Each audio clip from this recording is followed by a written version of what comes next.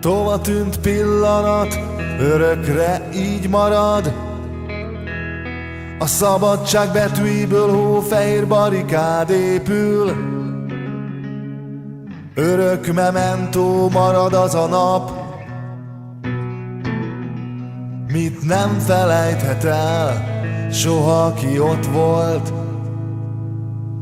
Tova tűnt pillanat, örökre így marad. A szabadság betűiből hófehér barikád épül. Diadaltalat győz az igaz szó. Én ezt adom neked örök emlékül. Tova tűnt pillanat, örökre így marad.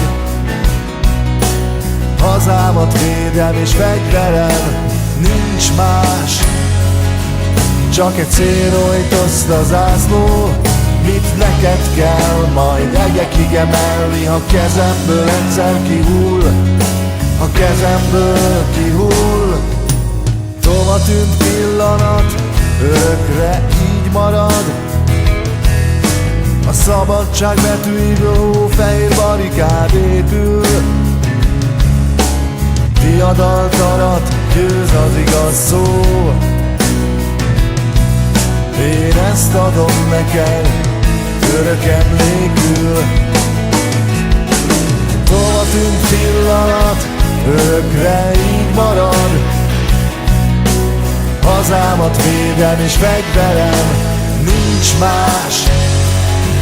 Csak egy célrojtoszt a zászló, mit neked kell majd egekig emelni, ha kezemből egyszer kihull, ha kezemből kihull.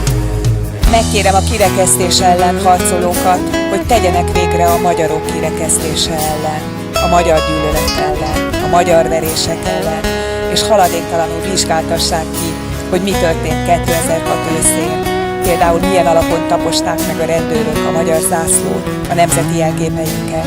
Miért mondták, hogy rohadt magyarok? A magyar nemzethez tartozása miatt hogy mertek kirekeszteni és bántalmazni ennyi embert? Tova tűnt pillanat, örökre így marad. Hazámat védem és fegyverem, nincs más. Csak egy célrojtoszt a zászló, mit neked kell majd egekig emelni, ha kezemből egyszer kihull, ha kezemből kihull.